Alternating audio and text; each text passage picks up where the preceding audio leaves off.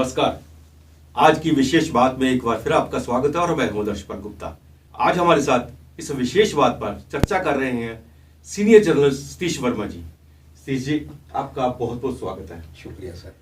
सतीश जी, इस वक्त जबकि ब्लॉक डेवलपमेंट के बड़े अच्छी तरह से इलेक्शंस हो चुके हैं, डीडीसी के इलेक्शन हो चुके हैं और सब लोग, ये सभी पॉलिटिकल पार्टीज चाहती हैं कि अब असेंबली चुनाव भी हों। असेंबली चुनावों के लिए जैसे कल राज्यपाल महोदय जी ने एक स्टेटमेंट दी है, जब तक डिलिमिटेशन कमीशन में ये भाग नहीं लेते, इससे पूरा नहीं होता डिलिमिटेशन कमीशन, तब तक चुनाव नहीं हो पाएंगे। अगर ये चुनाव जल्दी चाहते हैं तो इन्हें इस डिलिमिटेशन कमीशन में भाग लेना चाहिए और उनको पूरा करना चाहिए। लेकिन दूसरी तरफ यहाँ की मेन पॉलिटिकल पार्टीज है जिन्हें हम कहते हैं, वो बाइकआउट कर रही हैं, इस कमीशन में जा नहीं रही, डिलिमिटेशन में हिस्सा नहीं ले रही। तो कैसे होगा, कैसे चुनाव होंगे? ये तो वही बात होगी कि ना नौमन तेल होगा ना राधा नाचेगी।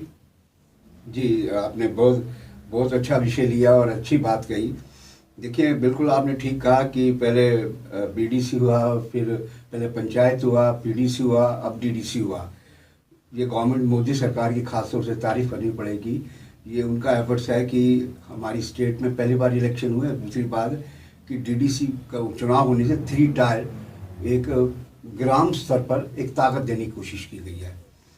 तो अब इसके बाद ये उम्मीद की जाने लगी कि शायद अब मामला आगे बढ़ेगा और विधानसभा के चुनाव होंगे।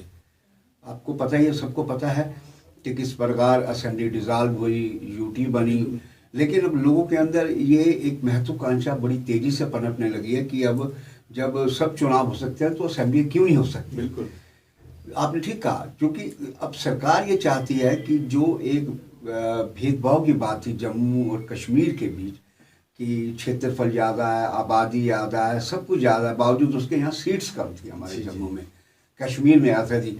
उसके बारे में आरोप यही लगाते रहे, चूँकि शुरू से जो हुक्मरान रहे वो वैली से आते रहे और उन्होंने अपने तरीके से सिस्टम को चलाया, सीटें बढ़ाई विधानसभा की।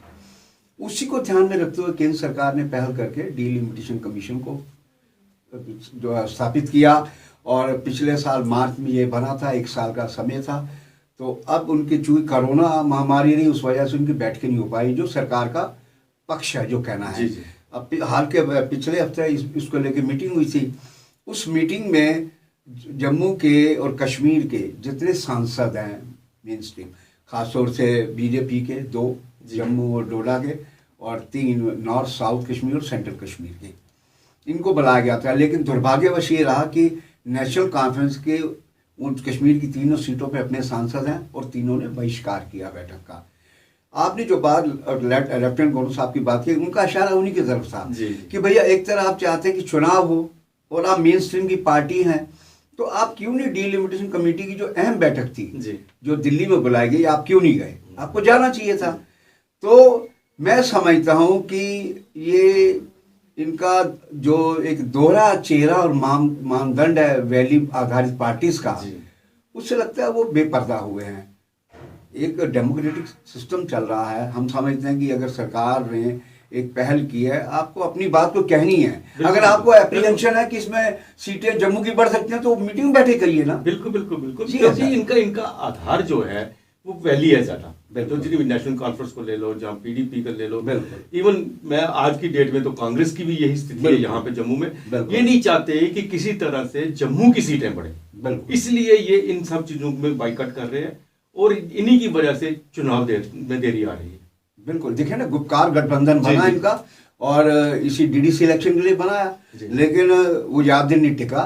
पीपल्स कॉन्फ्रेंस का सज्जाद लोन जो लीडर हैं वो अलग हो गए और अब ले देकर जो मोटे तौर पर है वो नेशनल कॉन्फ्रेंस पीडीपी है। उनका भी पता नहीं कब तलाक हो जाए, अभी जब तक निकाह चल रहा है। लेकिन आपने ठीक कहा, चूंकि कांग्रेस तो आज अपने वजूद की लड़ाई लड़ रही है। कांग्रेस, ये कहा जाए तो अतिशोक्ति, उनकी कांग्रेस एकदम हाशिए पर है। जम्मू में लगता है नहीं कि कांग्रेस है। कश्मीर की तो बात ही आप छोड़ दीजिए। देखिए ना, 26 सीटें आने के बावजूद वो एक चेयरमैन अपना जला के नहीं ला पाए।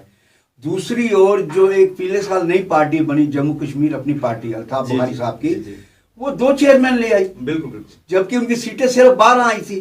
तो कहने साहब लगता है कि कांग्रेस कहीं ना कहीं उसका मनोबल गिरा हुआ है। उनके पास एक अच्छे रणनीतिकार नहीं है, अच्छा संगठन नहीं है, और भी नेताओं की अपनी एक झगड़े हैं, जो गुलाब नबी आज़ाद और जी मीर का, जो कांग्रेस के नेता जी, दबी जुबान में हमसे कहते हैं। तो कहने का मतलब यह है कि अब ले देकर जब 3 सांसद वैली से एक ही पार्टी के आए हैं तो उनको आना चाहिए था। भाई आपको अगर कोई किसी प्रकार की शक शुबा है तो आप मीटिंग में कहिए। हाँ। और ये तो बात सारी दुनिया जानती है कि जम्मू के साथ भेदभाव होता रहा सीटों को लेकर। जी, जी। सबसे ज्यादा क्षेत्रफल जम्मू का है, सबसे ज्यादा आबादी जम्मू की है, अच्छा सबसे ज्यादा टैक्स वसूली जम्मू से होती है। बिल्कुल बिल्कुल। तो फिर जम्मू क्यों प्रताड़ित किया जाए लगातार? जी। तो हम फिर कहते हैं एक सेंटर की अच्छी पहल थी, कमीशन गठित किया। हालांकि आपको याद होगा जब फारूक अब्दुल्ला साहब की हुकूमत थी और सेंटर में वाजपेयी साहब की हुकूमत थी, तब डीलिमिटेशन कमीशन पर सीमाओं पर पाबंदी लगा दी गई थी। जी, कि भाई जी, ये बिल्कुल, कोई नहीं बिल्कुल, बैठेगा, बिल्कुल। ठीक है ना। वो तमाम बातें हमें आज याद आती हैं। उसके बावजूद अगर केंद्र की सरकार ने एक प्रयास किया है और आप ईमानदार हैं, मुख्य धारा की पार्टी नेशनल कॉन्फ्रेंस खासतौर से, तो आपको आगे बढ़ के उसका स्वागत करना चाहिए था। आपको मीटिंग में जाना चाहिए था और कहना चाहिए था, अपनी बात कही है ना मीटिंग में बैठ के। बिल्कुल, बिल्कुल। लेकिन उन्होंने मीटिंग में जाने की बजाय, अपनी बात कहने की बजाय उसका बायकॉट किया। इसीलिए लेफ्टिनेंट गवर्नर साहब ने कहा कि भैया आप अगर चुनाव जल्दी चाहते जी। हैं तो आपको मीटिंग में भी आना होगा। जी स्थिति जी, आपने एक बहुत बढ़िया बात की है कि एक तो पीडीपी और नेशनल कॉन्फ्रेंस का जो निकाह है कब तलाक हो जाए, इन्होंने बहुत बार ये एक्सपीरियंस की हैं जी। और आम इनके एक्सपीरियंस फेल ही होते रहे हैं। वो अक्सर इनकी सरकारें टूटती रही है जब भी बनी है। दूसरी कांग्रेस की बात कही आपने, कांग्रेस का अपना आधार जो है वो ये। तीसरी बात, एक बहुत बड़ी बात आ रही है, कोई जम्मू में भारतीय जनता पार्टी के विरुद्ध भी एक बहुत सारा रोष है जी। और इस वक्त जम्मू कश्मीर के अंदर, खासकर जम्मू के अंदर एक वैक्यूम है राजनीति।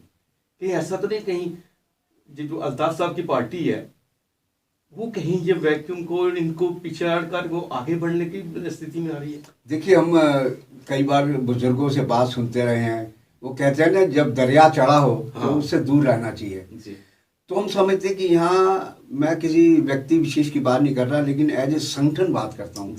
कांग्रेस तो अनेकों कारणों से हाशिए पर है, लेकिन जिस ओर आपने भाजपा की बात करी, भाजपा के अनेकों नेता, एक नहीं अनेकों नेता जो हमसे बात करते हैं अकेले में, वो यही कहते हैं जी अहंकार में डूबे हैं लोग।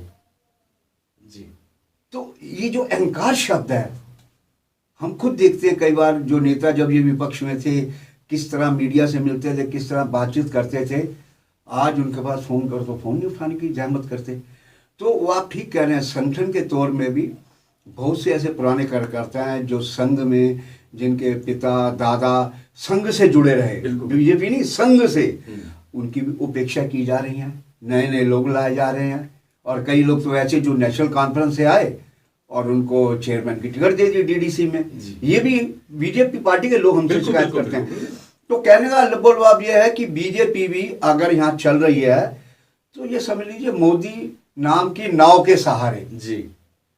मोदी जी जो बैठे हैं जब तक, तो बीजेपी चल रही है। ये हमारा भी एक बड़ा सदा हुआ आंकलन है, क्योंकि जिससे बात करो जो चुनाव आता है कॉर्पोरेशन का आएगा मोदी जी, डीडीसी आएगा मोदी जी, लोकसभा आएगा मोदी जी।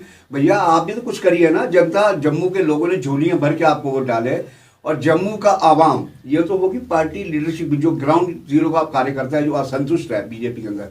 लोगों की बात करें, आज कोई भी बीजेपी के बारे में मुस्कुरा के बात नहीं करना चाहता। सबके चेहरे पर एक कठिन सा शब्द आता है इनके एंटी बोलने के लिए। जी। तो ये एक मैं समझती हूँ इनको समझना चाहिए। लेकिन देखिए विकल्प नहीं है कोई अभी ये सामने उभर के आ रहा। सबसे बड़ी बात है जम्मू के अंदर खासकर। आपने बिल्कुल 17 ने बात सही कही है। ये उसी का एक फायदा उठाया जा रहा है जी। ऑप्शन है ही नहीं। पैंथर्स पार्टी की बात करिए, उनके कुनबे में लड़ाई है, हर्षदेव सिंह का झगड़ा है, उससे बलवंत मनकोटिया ने पीले दिनों इस्तीफा दे दिया पार्टी से। वो वहाँ अपना सिस्टम चलता है, कांग्रेस की स्थिति सबको पता है। पीडीपी को ये जरूर है कि गुपकार में शामिल होने से उसको डीडीसी में एक चेयरमैन मिल गया, ये उसको लाभ हुआ। जबकि पीडीपी एक मायने में वो भी बुरी तरह हाशिए पे थी कांग्रेस की तरह।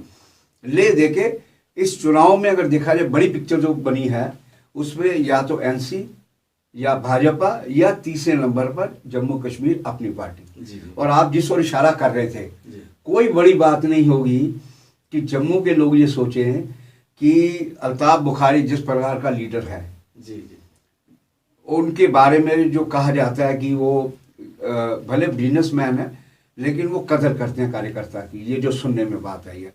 अगर वो आगे बढ़ेंगे, जिस प्रकार से 12 से उन्होंने 2 चेयरमैन बना लिए, तो कोई बड़ी बात नहीं है कि बीजेपी को अपनी पार्टी ही टक्कर देने के तैयार हो जाए। जी जी सी जी, बिल्कुल आपने ठीक कहा। हम उम्मीद करते हैं कि वक्त रहते जी बीजेपी इस बात को समझ जाए और संभल जाए, नहीं तो आने वाले दिनों में जम्मू कश्मीर का राजनीतिक नक्शा जो है अलग होगा। सी जी, आप हमारे स्टूडियो में आए, आपका बहुत बहुत धन्यवाद। आज के लिए बस इतना ही, अगले प्रोग्राम में फिर आपसे भेंट होगी, तब तक इजाजत दीजिए।